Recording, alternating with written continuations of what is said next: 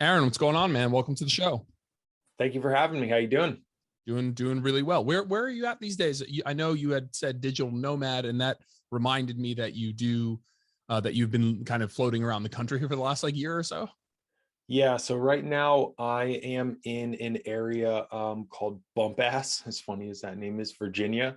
It is about an hour like northwest of Richmond and maybe like 2 hours south of DC. So kind of sandwiched in between some like bigger areas, but we are like in the sticks remote right now for sure. Are you enjoying being in the sticks, or is it kind of off-putting? I am enjoying it, right? For me, and what I always say is like with how when I say me is like my girlfriend and I, we've been doing it for 3 years now, being like nomads. Like I can, and everything's always temporary. We do anywhere from like 3 to 5, 6 months somewhere. I can make the best out of anything because I know it's only temporary. So with Yeah, that, it's always just kind of like I'm just enjoying the tranquility here and all the work we're getting done, to be completely honest. So it's totally. fun in that regard. Yeah, that even if it's a suboptimal scenario and maybe not a place you'd like, hey, I'd plant roots here and stay here forever. You probably find some, like you said, the sticks, and I was like, I don't want to live that in the sticks forever, but you probably have some like decent like ability. I don't know if you have a dog. I thought about like my dog and like the seclusion and being and getting a lot of work done without like pressure of like such a cool big city outside your door or something like that. So there's probably some good to it for sure. Definitely, Yeah. definitely. Awesome. So before we kick things off, I actually like to tell my listener, let's say they don't know you, kind of why I wanted to have you on the podcast. Like, what about you to me felt like it would be beneficial to bring you on. And so, what I was making some notes for that. Funny enough, it's basically for the topic that we're going to talk about today. It's. I think you and your content do a good job to kind of phrase things and choose words in a way that provide the necessary context that we need when it comes to nutrition training as well. It's so easy to say things with like absolute and definitive language, but it's in my opinion intellectually lazy and disingenuous to the consumer. And so I think you do a really good job at doing that. That is what we're going to talk about today in terms of adding the necessary nuance and context, which requires a delicate word choice that I find admirable. I like others who I can tell are choosing their words deliberately to not mislead and to provide that context. So I think you do that really, really well. I really appreciate that because I strive hard to do that specifically. And I just see a really big gap in the space, and I don't think enough people do so. And then people get misled because of things, or things get misapplied in the improper context because people speak in absolutes. Yeah. So, yeah, Yeah. thank you. Agreed I on that. try. Cool. So give us a little bit about your background. Tell us about you and kind of how you got to do what you do today. Yeah, so my name is Aaron Straker. I'm a nutrition coach, educator. I call myself an iron game enthusiast, digital nomad, and podcaster. I came to do this as I was always like, I grew up playing a bunch of different sports, things like that. But the first place I really excelled and felt like I was really, really loved it was the weight room. Um, and then through that, tried to go into the traditional world of office working. I was a software engineer for a number of years, but it was always a means to an end. It was always just a means to support my fitness lifestyle and pay the bills so I could go do what I really wanted to do. And then after kind of going through the paces there and realizing that I was not willing to invest any more of my life into what had always been a means to an end, decided to jump into the industry that I had always wanted to be in the first place, and just jumped in and took that running. And that was about 4 years ago, 4.5 years ago. And then ever since then, it's just been carving out a space in the industry for myself based on the values, things that I believe are really, really important. And then as much as I did and do love the weight room, I went the nutrition side of things because that's where I felt that I could provide the biggest impact and help really frame things for a lot of people. When you said that you excelled, it was like a place that you felt you excelled in. Like when you said you were in the weight room, was the first place that you felt you, or the place you started to really feel that you were excelling in. What do you mean by that? I was decent at sports, right? Nothing special. Especially like in high school, as everyone became. So I was, I guess, fortunate. I could say, when I was young, I was like bigger, stronger, and more coordinated than everyone. I like kind of peaked early, and then as we got older, like everyone caught up, and I stopped growing and stuff like that. And then I became pretty average. Uh, but then in the weight room, like loved it. Like it was something we had to do to play football, and a lot of the other guys like didn't want to be there, but I loved being there. Even so much so that I would go home after, you know, our 2 hour weight room sessions, eat dinner, and then go lift weights more in the basement. Not knowing that, you know, obviously when you're in high school, you really don't know shit, but that it was just basically junk volume at the time, because I would just do the same things we had already done, but I just loved it. And it's, you know, that was man, 17 or no, like 19 years ago. And I still feel the same way. It's still the first thing I want to do, you know, when I'm on vacation and that sort of thing. It's my favorite thing to do with friends still. It's just a place where I feel myself and at home.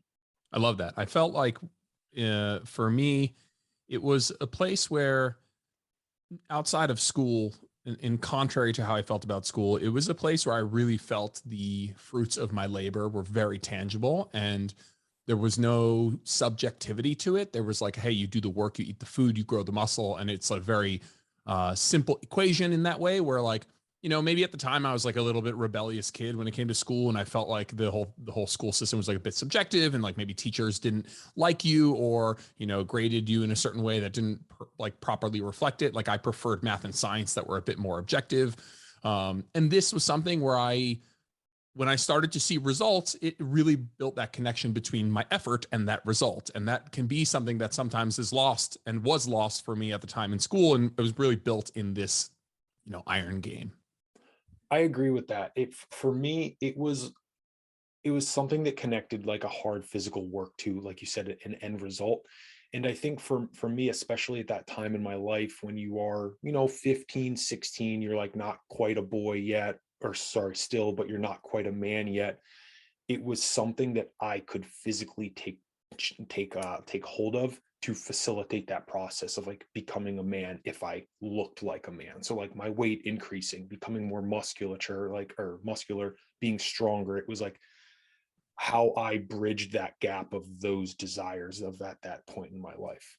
Awesome. So tell me a little bit about, so we've communicated on Instagram a bit, and I know you and Brian, I know the podcast. But what do you do on the day to day? What is like your space in the industry? Are you doing one-on-one coaching? You doing nutrition only? You're doing training stuff? What are you up to? Yeah, so I work no, pretty much only nutrition. I do more guidance and conversations around training. I do have some training programs that I will give out to clients. Something, as much as I want to not write training programs for people, I find that when left to their devices, people will follow really stupid things. And then it is borderline negligent in my morality to not step in and facilitate something that's going to be much better for them.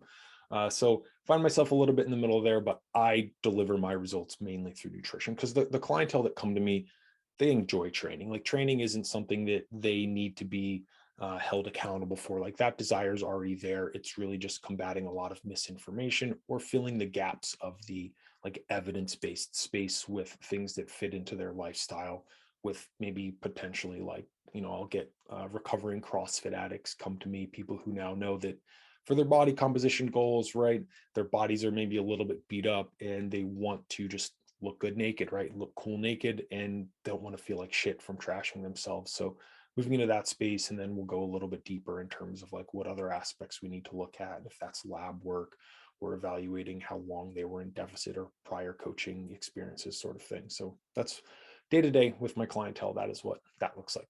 Cool. Awesome. And you work mostly or exclusively with men, or mostly with men? Exclusively with men. Yep. Find that fascinating. That's awesome. And we're going to talk about it, because it's like Yeah. not the norm, I'd say. Like you just don't Mhm. find that as much. At least maybe it's just in my circle, but I love that, and I definitely want to touch on that. So let's not crack that one open just yet, because I do want to hear a little bit of a discussion. I suppose me and you just kind of shooting the shit about, I work, let's say, primarily with women. I'd say maybe 75-25, but I've always found the differences between them both, you know, bigger and smaller in some ways than most people would believe, I guess. Yeah. Yeah. Cool. All right, let's jump into the first topic here. And the question I'm going to pose to you, and we're going to have, I'm sure, several subsets to this question, is why it's so important to add context, or why is it so important to add context around nutrition information, and kind of how is blanket nutrition information potentially harmful, or at least not the most helpful? Yeah. So, I mean, talk about a can of worms with the blanketed stuff. It's really does that information, right? And the really the evidence from the information, right, apply to the population that you are finding yourself in. So like the really good example is a lot of our research studies are done on young males, right, who are exercise science um uh students Majors. or Yeah. majors, yeah, thank you for that, who are 20, 21, 22 years old, who are generally interested in sport. Taking that, applying that, some of those concepts to your 35-year-old single mother, or maybe not even a single mother, 35-year-old mother who has 4 kids, who's been sleeping 5 hours per night for the past 6 years since she had kids, who's back on now hormonal birth control, has been starving herself for years and years trying to get her body back. It gets grossly misapplied. And then in the context of calorie deficit, where we have negative metabolic adaptations that take place over time, this can be dangerous in context. And that's really why I want to have a lot of these conversations, because people just think like, oh, eat less, move more, which, yes, is pretty much like it does apply. But if you're thinking about it, it's like when someone's like, oh, well, I want a $5 million house. And someone just says like, okay, cool, save money. It's like there's a big gap that should be more trepidously bridged, as opposed to just giving like really obvious unhelpful advice. Yeah. I think the eat less, move more one is such a good example of something that is a blanket, sort of nondescript, doesn't have a lot of nuance or context attached to it, umbrella sentence that you cannot say is scientifically untrue, but has a question of like, is this on the net for the average person who's hearing it, is this actually helpful? And my stance has always been, you're welcome to disagree, it'd be fun, but my stance has always been that that sentence, it it isn't the end of the conversation. You can't say that to somebody and then that is, what I take with and then I run with it.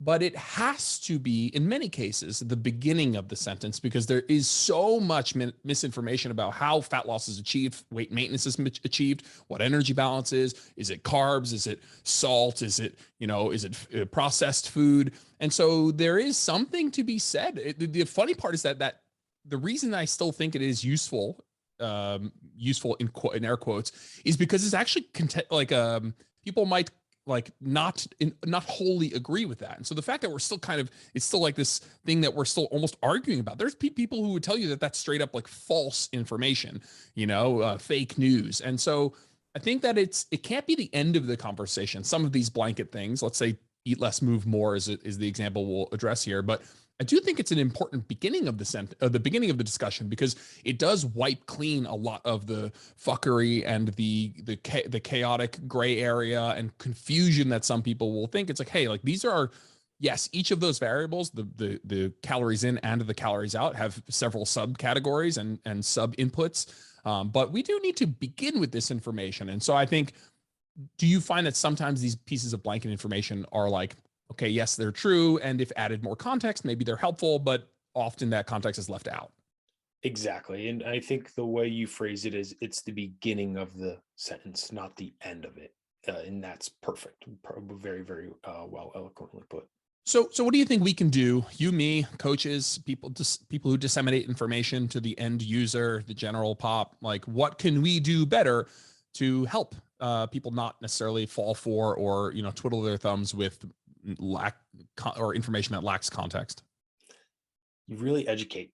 And that's why I say I'm like a nutrition coach. I'm also an educator, especially like, so we're fortunate, right? I mean, the space is booming right now. There's so many coaches coming into the space.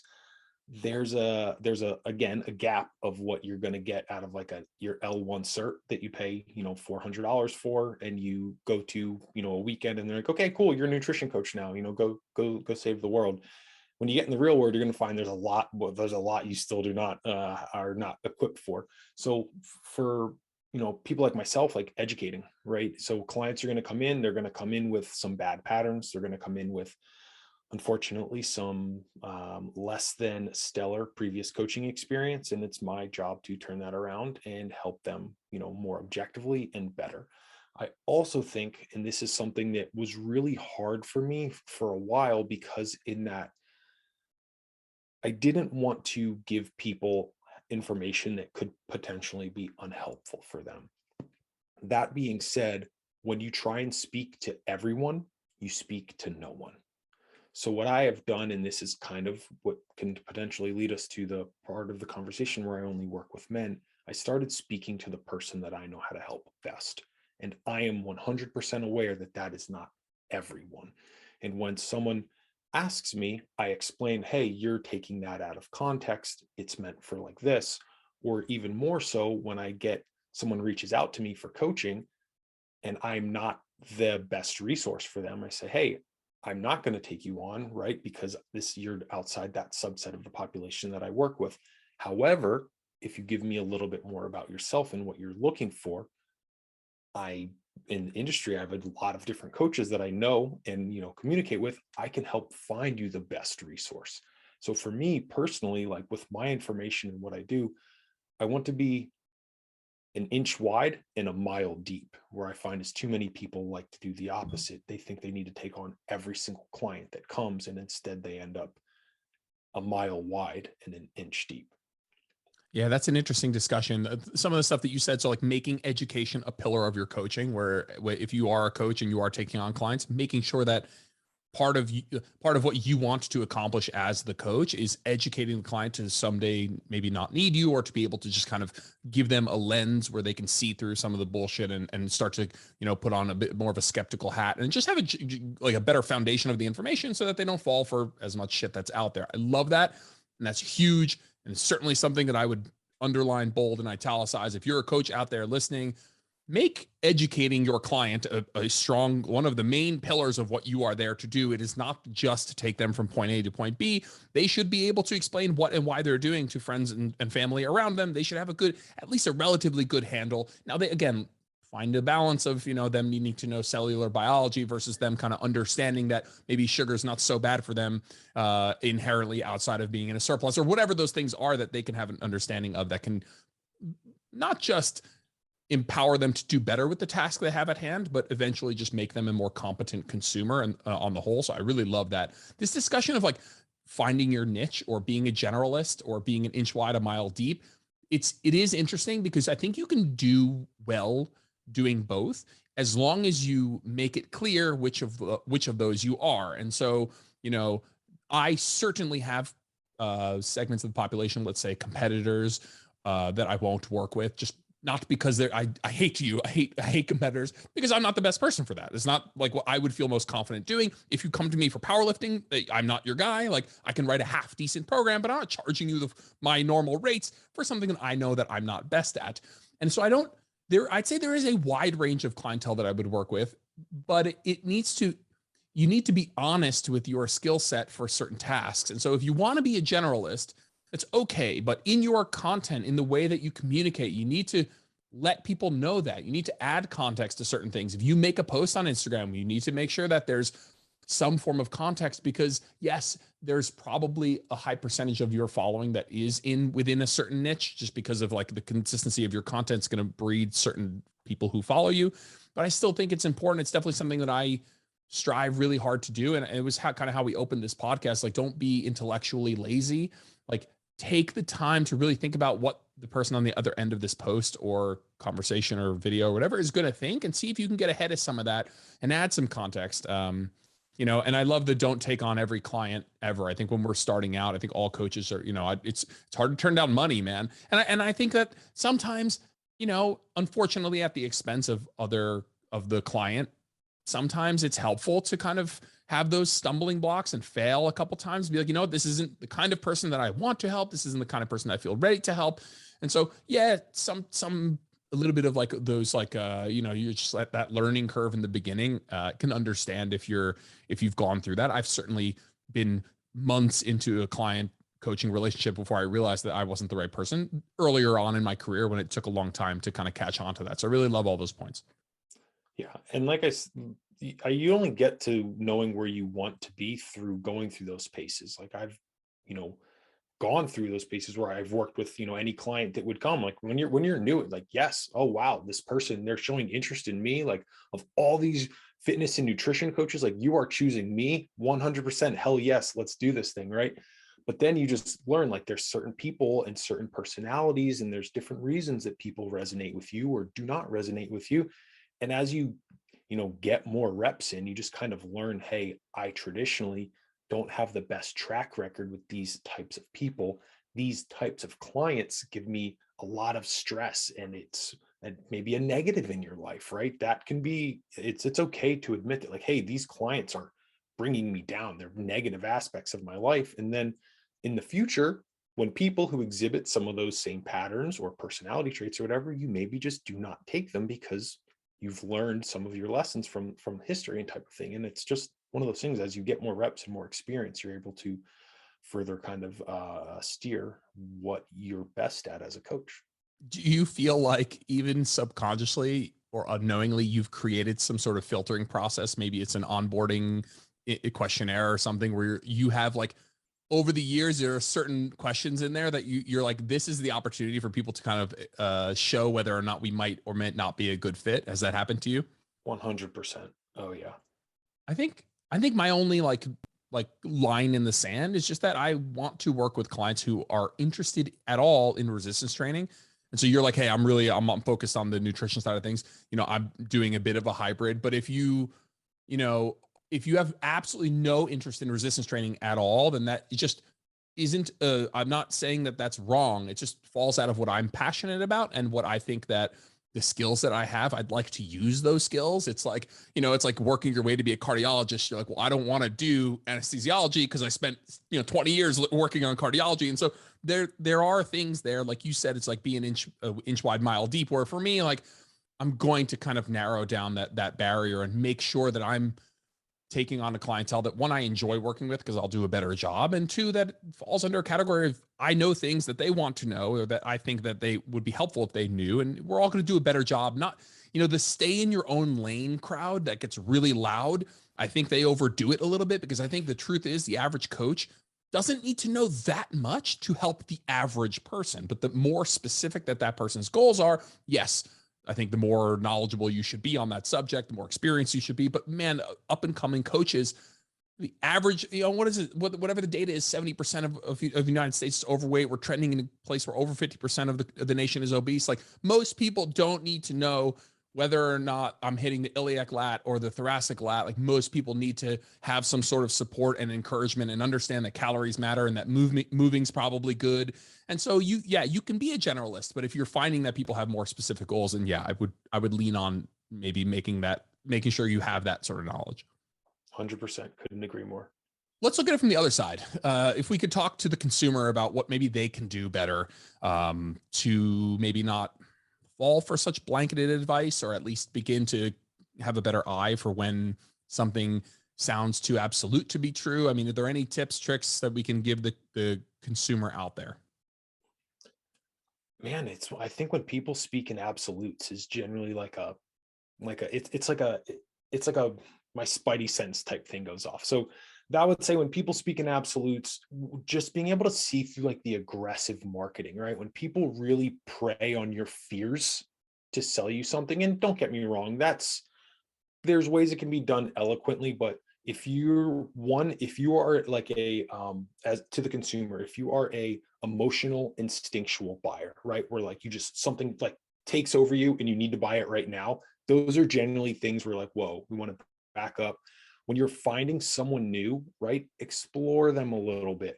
What you find is these like really big names, or people who, as much as I hate to say it, are kind of like snake oil-esque salesmen. You won't find them on podcasts. You won't find them on long format things, generally because they don't have a lot of the ability to communicate well, and things are basic. It's a marketing show. Look at websites, right? See if you can find reviews and different information, and just do a little bit of your due diligence in researching people. And that is generally a good start for what I would recommend. Yeah, I think the absolute language is the number one. I think if you're finding somebody who's speaking in absolute terms where this is the thing that will fix the problem you have and no other way to do this, this works for everybody in all stages of their life. All that absolute language of this does this, this is best for this is the only way to do this. Those are real. I hate the red flag kind of emoji kind of tirade that we were on Instagram for a little bit, but that's certainly for me a red flag. I think a big one for me, maybe from where I'm sitting, is like when people make certain topics that have a lot of inputs to be about one or two really small things. And so I think of like the Hymans and like the Perlmutters of the world, where like they're making health, which is this massively multifactorial thing that goes well beyond the physiological into the psychological and the financial and the subconscious. And there's so many inputs for each of those. No, it's, you know what? It's about managing your blood sugar. That's the one key. And so whenever we take when we take a big complex topic, even something, like hypertrophy, which is way less multifactorial than something like health, which is super complex. If you're making hypertrophy about whether you're doing straight sets or pyramid sets, or whether you're doing 8 reps or 12 reps, like we're just very myopic in that way. That would to me would be a red flag, where it's like, hey, might there be other ways to go about doing this? I suppose it falls under the absolute language thing as well, but like trying to take these complex topics and just make them about one thing, I find is, again, quote, like a red flag for me. I agree. Yeah. People who want, and one thing that I find is the people, like the smartest people are like, they choose their words the most carefully to not sound like myopic or absolute or something like that. The people who I find generally are like the ranters, the yellers, like those people, it's more of like a closed mindset. They think they already have all the answers type thing. So that's what I have found in my personal experience as well. And then from my standpoint, I try and make sure that I never do those sorts of things. Although like there's been times where I've caught myself or something like that, but then I always try and walk it back and keep myself honest. There is something that I feel even more strongly about than the absolute language stuff. It is the context that is missing of how important something is in the scheme of all the inputs. And that to me kills me, because what is the issue is that it's always hidden behind something that is true. And so you might say something that is true, and so there's no context lacking in the factuality of what you're saying. It's what is the magnitude of importance compared to, where does this fit in the hierarchy of importance for the thing that we're talking about? And that kills me when we, and when we talk about whether or not you're hitting the iliac lat or the thoracic lat or the lumbar lat or whatever, when we talk about, pre-workout nutrition, when we talk about, the specific micronutrients that we need to be having, when we talk about meal timing, all of this stuff, it's fun to talk about, but it must be attached to an understanding of how important this is, or we just end up missing the forest for the trees. And it happens so much, and people hide behind the fact of what they're saying is true. Yes, it is true, but the consumer also needs to know how important this is, because they can only focus on and intellectually, digest so many things. We want it to be the big rocks. Do you find that too? And do you have any, not to put you entirely on the spot, but do you have ones that like generally come to mind when you think of like, well, I wish people would just understand this is true, but not that important? Yeah, I mean, it's really interesting because, like you said, people are not speaking in an absolute false, right? What they're saying is objectively true. It's just not a needle mover until it is a needle mover, right? So like peri-workout nutrition, is it important? Yes, but if you're only training 2 days per week at not really, really high intensities, and you can't even eat a consistent number of meals day to day, it doesn't mean anything, because it's not going to move the needle, right? So like I had an example. I have with my clientele, I have for like a weekly call that we all hop on and just like Q&A. I usually have like a presentation, that sort of thing. One of the questions was around like peri-workout nutrition. And then one of my other clients was like, hey, I'm just so we're clear, Aaron, like I'm not doing intra-workout carbs, and like, do I need to be? And then I was like, you got 4 kids, we're not sleeping enough yet. Do you think that adding this is going to make your life easier or harder for you? And he was like, you're right, it's harder. Okay, I get it. And I was like, perfect, right? Like these things do not matter unless we can check off everything underneath that is literally the bases of the pyramid. And as you move up and as you can consistently perform the things underneath, new things can matter. They do, but they won't matter more than the things that are already underneath of you. Yeah, it's funny because technically it's a logical fallacy for it to say that you must work from the foundation to the peak. You must work from the big rocks to the pebbles. Like, it's a logical fallacy, a false dichotomy that you can't do both at the same time. That this guy can't focus on getting into the gym consistently 4 days a week and have the intra workout nutrition. So technically, philosophically, that is untrue that we can't focus on both. But practically, you and I work with regular people. That is what happens. They get very pinpoint focused on peri-workout nutrition with anabolic window, or I've recently, in the last like 4 months or so, started a group training program, like a lower cost option, kind of like what Brian does with Paragon. And the questions that I'll get, it's like, about exercise order. People are very nervous about changing the order, or if they go one rep over the rep range or something. And these are all discussions of like, I'll have a question of like, well, does the exercise order matter? I'm like, yes, I programmed it in this order on purpose. But if we factor in, like, I just think that it's important. I get goosebumps about this a little bit because I think there is a lot of stuff that we need to say. Like, if we imagine a pyramid, if we drew a pyramid where the stuff that gets you the most return on your investment is at the bottom, there's going to be a point in that pyramid where we draw a line and everything above that is not as important as personal preference. There's somewhere in that line where we're like, these might be ways that you could improve something, but it's such a small percentage that if it takes away from personal preference that might make you enjoy this the most or be adherent to it the most, then it's actually not as important as that. And the exercise order one is something that comes up where it's like, is this important? Yeah, it's important. What do you think? I just threw this together with a blindfold on. But if logistically your gym is laid out in a way that these two machines are far apart and the leg press is, you only have one and it's hogged, and if you show up and it's there, can you do it first, even though I programmed it third? Because you might, of freaking course, because that to me, it's important, but it falls just below this amount of importance that would be outweighed by personal preference. I think like same with like, I'm sure you deal with some like meal timing, meal frequency. It's like these things, if you ask me what might be physiologically optimal in a vacuum, maybe I have an answer, but I'm first going to inquire about what might be best for you from an adherence standpoint. Yeah, because if adherence isn't going to be there, the optimality doesn't mean anything. And the program one is very, it's perfect because people want like the perfect program, but odds are the perfect program you're going to hate doing. And if you hate doing it, you're not going to give the intent you normally would or anything like that. So even though it might be perfect on paper, if you don't want to do it, you're not going to put the effort into it that it requires. And so like that personal preference, like you said, yeah, there is a point where it comes into play, because if you don't like something, the odds of you consistently doing it, it's always a means to an end.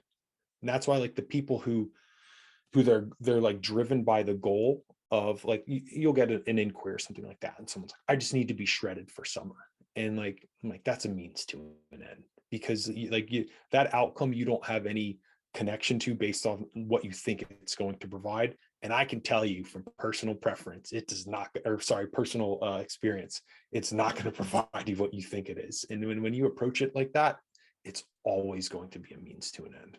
Yeah, agreed. I want people to know where things fall in that hierarchy of importance. And if we want to have a discussion about the minutia, if we want to have a discussion about optimal arm path for the front delt versus the clavicular pec, we can have that conversation.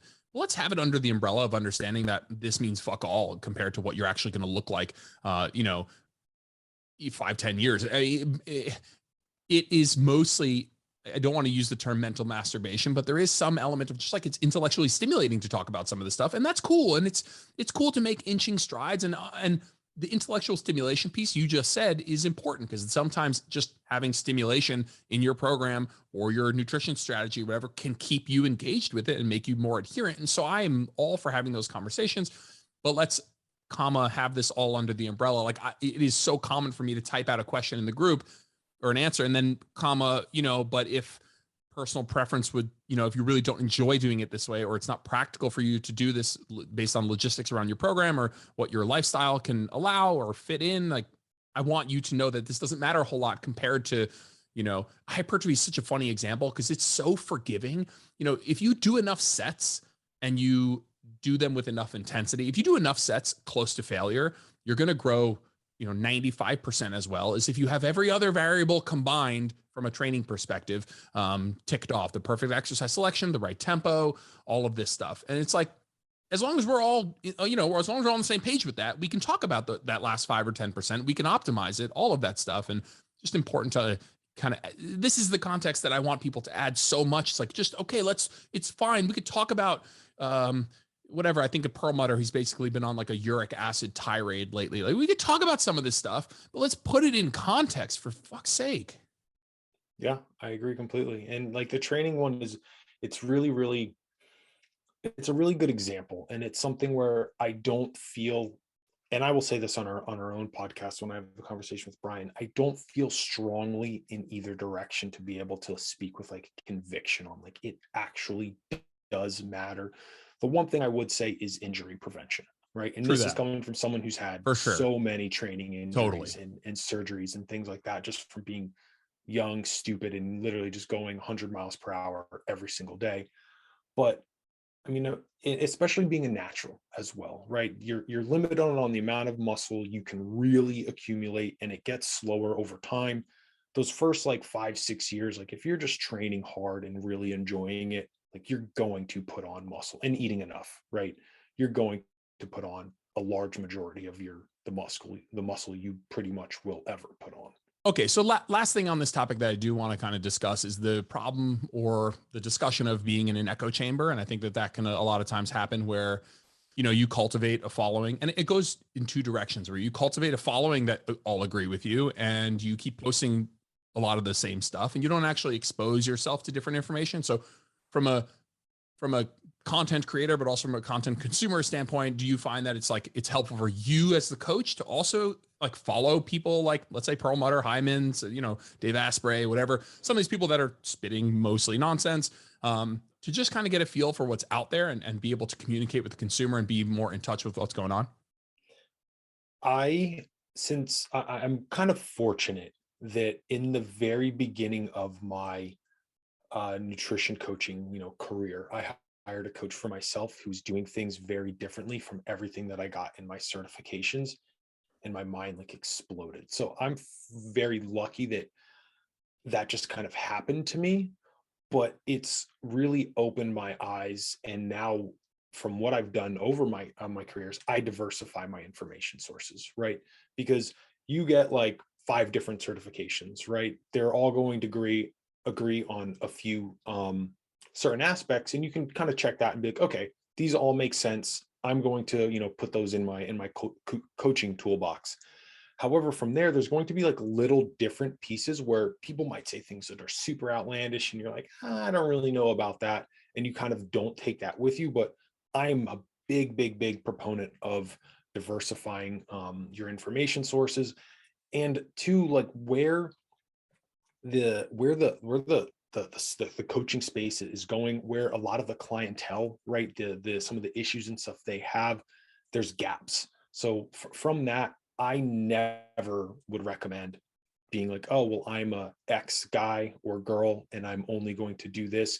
Even if you just diversify information sources to make sure that you still disagree with it, I think that's, even in that aspect, very beneficial.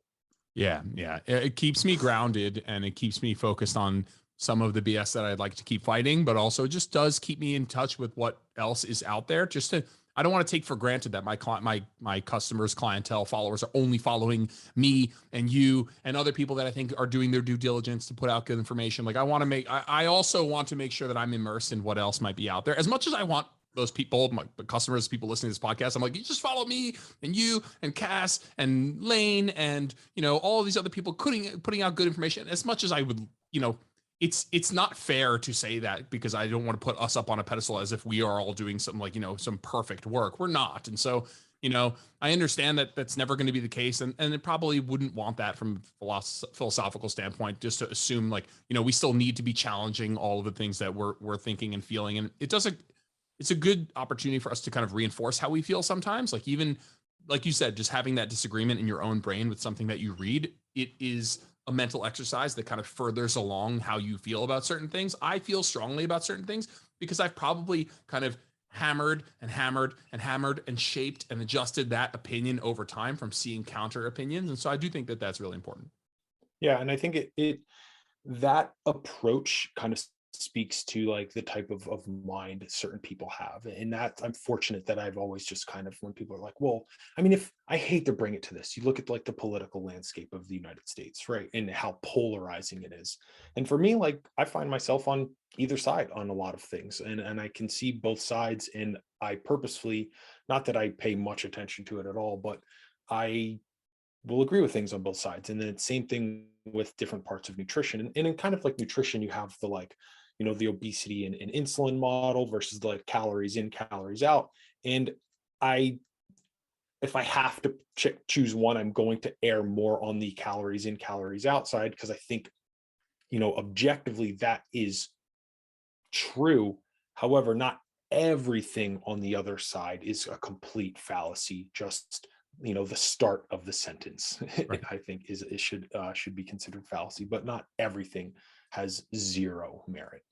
Agreed. Let's talk about, whenever I have a coach on here that I really do feel is immersed with the average person, is really working closely. Like you can tell based on the way people speak. And I think a lot of it does kind of refer back to the type of nuance that you'll speak with, the lack of absolute language. That person, I can tell, is working with the average person. They are having Zoom conversations with real people. They are having, email threads with clients where they're going in depth and they're getting an actual real picture of the way people think about stuff. And so I'm interested whenever I have a coach that I know is really kind of immersed with their own clientele and doing deeper work. What would some of the traits of your most successful clients be? And we could, kind of precede that with the discussion of what success would mean, but we can kind of dive right in and just kind of think of some of the stuff that jumps to mind for you when you think of the clients that you find have the most success with your coaching. Yeah. So with me particularly, I'll say it will be a little bit different because of like my coaching style and methodology is heavily objective. We track a lot of things, right? We use Chronometer to track our food logs. I use like a prove it to me type of model so that we can remove, certain things that we might need to, not really, what's the word I'm looking for? Really just to prove it is basically what I'm saying. So with me, like my most successful clients, I would say one, tracking their food like really isn't an issue because we've learned how to do it really, really simply. And they're heavily goal-based. Also, they look at nutrition and everything we're doing as a long-term thing. It's not like I need to be shredded for summer so that I can impress this girl on, June 3rd and then go back to my other lifestyle. Can I pause you right? there on that one? Could we talk about that for a sec? Because let's say of course. It's inevitable that you're going to have somebody who expresses that upon the onboarding process that, okay, I just got a DM like literally 10 seconds before we started. It was like, hey, I got my wedding in 5 weeks. Are you available for coaching? So invariably you're going to find some scenario where that happens, where that's like on their questionnaire or something. Are you turning that person away? Are you having a discussion about, hey, that's not exactly what I do. If you're willing to kind of look things on a larger scale, then maybe how are you handling that situation when somebody does come to you with that sort of like shorter term, very rigid goal oriented mindset maybe?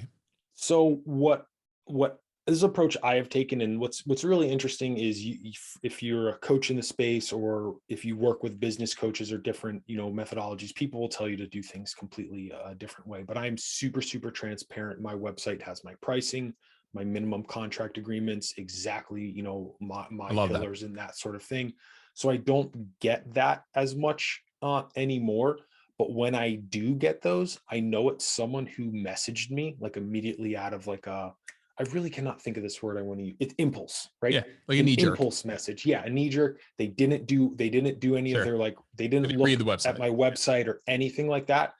And as much as I don't want to speak about them in like a negative light, but it's not going to work out for them long term. It's not going to work out for me long term. So I won't be rude or anything like that, but I know that's not a client that's either going to sign up, or even if they did, and like I know from personal experience, it doesn't work out the best because everything is very end result focused without understanding that like you need to go through the process. The process is what gives you the result, not a desire for the result. So it's just like one of those things. I will, answer their questions and stuff, but it's generally I'm like, hey, this isn't for you type of deal. I think that you make a super important point. I think it's important for you to do the work on the front end to communicate what you're about. And that is that is like my big love for social media, which is, I don't love everything, but the thing I do love is that you will, if you put the work in, whether it's in your website or your blogs or your podcasts or your social media, your Instagram content, you will attract somebody who vibes with what you're about. And if they follow you for long enough, people are always like, how do I find the right coach for me? You know how you find the right coach? You consume their content for a long time. You get to know them as well as you can via their content, and you find somebody that links up with, maybe it's the way they speak, what they're about, the skills that they have, the experience that they have. And so you kind of said a really important thing from a coaching perspective is like, make that stuff known, speak about that stuff, be transparent about that. And from a consumer standpoint, make sure that that person that you're kind of reaching out to, like, is about what you're about. And I think if you look over your website, then that person would have at least come to the conclusion that like, maybe this isn't right for me. I also think having a minimum length of time, like a minimum commitment for coaching, is kind of says that in a bit of an indirect way. Like for me, it's like a 6-month minimum. And so it's like, if you want to get shredded in the next 8 weeks and that's all you care about, and you're going to like, just know we're signing up for 6 months. And that means I'll help you get this goal that you want, but are you also remotely interested in doing more than that? Because this is a 6-month minimum commitment. We're going to be working on the reverse process, the maintenance process, maybe the removal of tracking, or finding what the best balance for you is in terms of, data collection. And so I might have that discussion and say, hey, listen, 6-month contract here. And so, I know you have an 8-month thing here or 8-week thing here, but like, just know that these are the other things that we could be doing. If you're interested in that, fine. If that's not your fancy, then great. Then we'll go our separate ways. Exactly. And I think it comes from like a confidence in your coaching ability and just experience, right? Because I've taken those clients on before who are like, I need to be shredded in 8 weeks. It doesn't turn out well.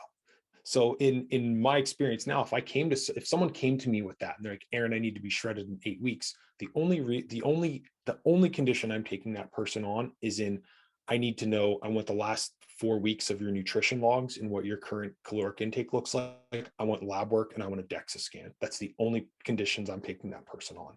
Because unless all their sex hormones, thyroid, and everything is in a good spot, I'm not touching it. Because at this point, like, they'll be frustrated. I'll be frustrated. And if there's red flags that say, hey, this is probably not going to work out, or you need to diet at such a dangerous level for that facilitation to go out or to work out, on the back end, you're just going to have more problems. And from like a morality standpoint, I don't want to take anyone into a worse position. Like, I want to leave everyone much better than they came to me in. And in certain contexts of the goal, without enough information, when you make that decision, it's really, really hard to be able to confidently avoid that situation. I think most good coaches are at least strongly considering these days, from the people I've spoken to. Maybe it's just my circle again, but are at least strongly considering when they bring on a client. It's like, let's, like you said, kind of a prove it mentality. It's like, let's show me that we can do some of the things that are easier than what you say you want to do before we do the thing that is really hard. And so whether that's like a maintenance block, like one mesocycle, let's say you're doing training as well. It's like, maybe we're doing one mesocycle at maintenance calories, tracking with consistency and hitting your steps. And, whether that's acquiring blood work or a DEXA or whatever it is that you might find to be useful in that state, especially for a healthy weight person trying to get shredded, let's say, that stuff might be even more important. Yeah, I find that you should be, at least, like you said, the only way I would take somebody on immediately get into like some sort of like, let's get shredded mentality, is if you've already done some of the prove it to me work. And so I do really like that. And I don't remember the last time I took on a client and day one, we went into a deficit. It's like, can you track accurately? How is your mental state while you track? How generally adherent and consistent can you be on the weekends? And so some of that stuff to me is like a buy-in almost. It's just a buy-in for the thing that we're going to do that's going to be harder than this. And it's like, well, if we can't do 2 weeks at maintenance, then I don't know what we're talking about in terms of like, let's get shredded over the next 12, Yeah.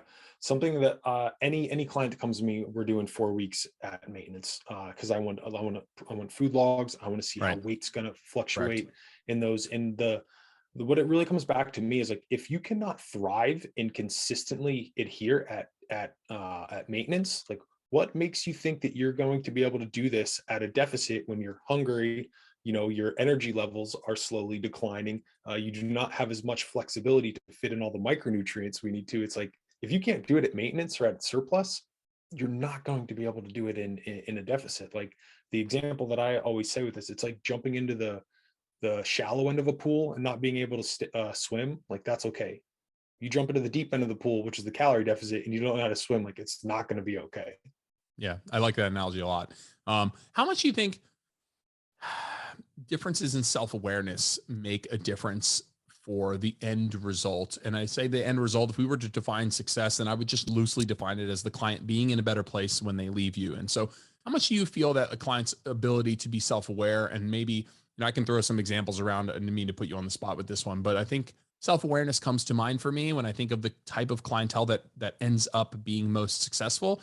Maybe it's from being able to be honest with themselves or honestly assess what their current life is like. Do you find that that's a big indicator too? That one I feel kind of hard answering. Like this, the self-awareness. Can you give me a couple Yeah, examples there? sure. So I feel like Yeah. there's like being self-aware about what your life, like the actual lifestyle trade-offs that you are willing to make versus the ones that are in your head sound good. Okay. Being realistic about the process goals that are going to take you where you want to go. Being able to like take a step back and look objectively at your life and say, do I have 4 days of 90 minutes to train, or do I have 3 days at 60? Am I going to realistically be more sustainable? Or a lot of times it's with protein number. That's one that comes to mind where people are like, oh, I heard 1 to 1.2 grams per pound is it's great. It's like, dude, you're eating 0.5 right now. So maybe it's more realistic for us to do some form of a step up approach. Same thing with step number. It's like, are we realistically getting 12,000 steps a day, or can we find a happy medium that's going to be more sustainable? And so it's like, it's not just, if we look at the most trait of most successful client, the answer is the person who does the thing they need to do. But sometimes I think it's the self-awareness that sets you up for success, where you're more realistic about what you're capable of or what you choose to do at this moment. I think I like to frame everything as a choice here. You're choosing the trade-offs that you can or can't make at this time. And I find that, a client will succeed better if they are more realistic, more honest with themselves about what they're willing to. That doesn't mean you lower the bar to something that's not at all ambitious, but you are at least realistic and a bit more self-aware about what you like doing, what you'll be able to adhere to, etc. Yeah. Okay. So I understand the question a lot better. Mm, Thank you. I couldn't agree more. Like, that awareness is huge because it comes into like what you're going to be able to consistently do. And a lot of people think like, okay, I've hired this coach, I'm going to go from 40 miles per hour to like 100 miles per hour. And you like going 100 miles per hour requires a lot of skills that you do not have yet. And you can't just acquire skills overnight. Like you acquire them slowly over time. And that's the self-awareness is huge because also it helps create like an open communication channel with the coach, which is super, super important because there are times where, your ambition of your goals may be a little bit greater than the coach thinks your ambition of the goals is, or a little bit to completely honest with me personally, a little bit opposite, right? Because when I take on clients, like I have people rank their goals and stuff. And then one thing that I just started doing this year, and I was really, really nervous about it because it's their uncomfortable conversations. I started being super, super transparent with all of my clients. tell me about that. Fortunately, yeah. So what, I'm going to be super, super transparent. I, I just, I'm very introverted, right? In person. And I just don't like having difficult conversations because they're uncomfortable, right? Yeah. Uh, and so in years past, I had been a little bit more like cheerleader-esque for my clients. And one client last year, I sent out like a, at the end of like my coaching agreement, or how was the service or whatever. And they're always really, really positive. I had one guy, it was super negative. He was like, this was a waste of money. You didn't help me reach my goals, anything like that. And it bothered me because I just wasn't honest and transparent with him. And he just like his thought for what he was going to be able to do was very, very far from the reality. Like he rolled multiple injuries into like a sickness, a surgery, moving, a new job. And he thought we were just going to calorie deficit through all of this. But on my standpoint, I'm like, one, we're not even going to try because you're going to crash and burn. And it's like borderline negligent of me to take you through a calorie deficit when you just had a surgery and you had another back injury and all of these things. So to me, it was really obvious, but I didn't clearly communicate that with him. So when that came through, it really, really bothered me.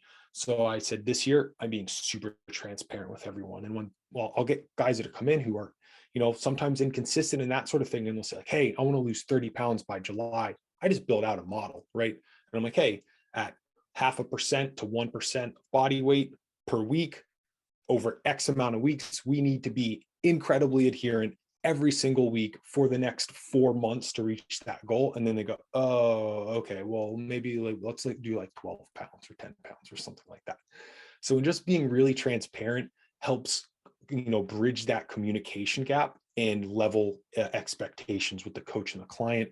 And that's been something that, again, it can be uncomfortable, especially when I have to tell people like, hey, I know you have this goal, but like the consistency in what you're doing right now, it's not enough to reach that goal. So either we need to change our goal or we need to change how we fit this into your lifestyle. And it's overwhelmingly worked out, like incredibly, incredibly positive. So I'm really, really glad that I did it. For any coaches out there listening or clients, listening, it's really important to open that communication channel. Two things that came to mind when you said that. One is that I think that what you said is massively important in terms of being honest about what that person's goal will cost, because it is not your job. I mean, it is literally your job to get them there, and to sell them down the river some story about it not being that hard is disingenuous and also doesn't end up helping them get to that goal anyway. It's just you avoiding the tough conversation, taking their money, crossing your fingers and hoping for the best.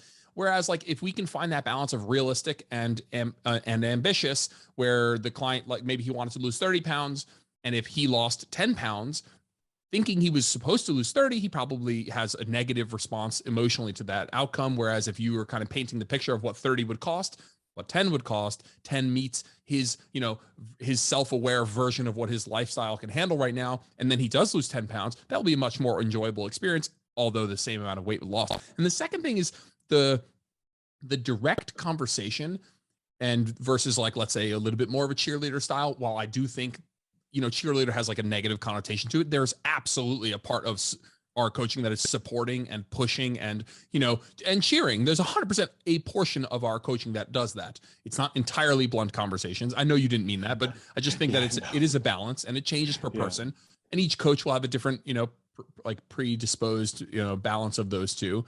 But the funny thing is that you work primarily with men. I think that or exclusively with men. I feel like there's some, I don't know, some preconceived, maybe it's just me, maybe this is like an inner bias of mine, that like people think that men will respond better to that direct language and women need to be coddled or more adhered to emotionally, or considering their emotions. And it's funny enough that, like, I don't have as much experience with men. So maybe, 25% of my clients are men, but I would say across the board, I find that people in general appreciate that because they're not getting that elsewhere. And yes, there's a difference between being direct and being a dick. And so I think that that's the line that we toe, and that's kind of how we do what we do, where we are direct and helpful and save time, but do it in a compassionate tone. But I actually find that women respond amazingly well to that, and are, again, maybe these are inner biases that live in me somewhere, or did at one point, but like women respond amazingly well to this. Don't want your bullshit coddling on average, right? And yeah, don't be a dick. But if there's people out there that think that like women need to be like, catered to in a much softer, foofier way, I find that to be very much not the case. And I find that they're extremely tough emotionally and can absolutely handle and would appreciate a bit more of a direct approach. And so for coaches out there, who might have that notion as well, I would disagree. And that's funny that you feel that way with men. I feel that way with, it's funny because I've almost had the reverse experience where, like, maybe it's just because I have more experience speaking to women, than men, but whatever, maybe not the reverse experience, but enough of an even playing field from that regard that I found it noteworthy. Yeah. I think it's just across the board, it's important to do just for everyone's sake, to make sure that your expectations as the coach meet their expectations as the client, and vice versa. And it's important to not do it in like a dick manner. And then I would agree with you. I think on average, your women are going to be more into like their, fitness nutrition goals on average than men. So I think like by helping tie that in, they would respond really, really well. Because I would say like if you ranked, average, like women just prioritize, fitness and health more than your average man does. Yeah. And whether that's a product of being marketed towards or that's like an inner, just like an inner difference genetically. I'm sure we can't really parse that out now. All right, we're coming up an hour. I want to be respectful of your time. Plus, I got like 900 cleaning people coming in a second, and so let's cut it there. There are some things I did want to chat about that we'll kind of circle back around to on another episode. But Sure. Drop a line, tell people where they can find you. It's been super great having you on. Yeah, thank you for having me. You can find me, I'm most active on Instagram. That is Aaron_Straker. You can find me at strakernutritionco.com. And then as well, I co-host a podcast with Brian Borstein, and that is called Eat, Train, Prosper. Excellent. I'll link all of that in the description. Thanks so much for coming on, man. Appreciate it. Thanks for your time, Jordan.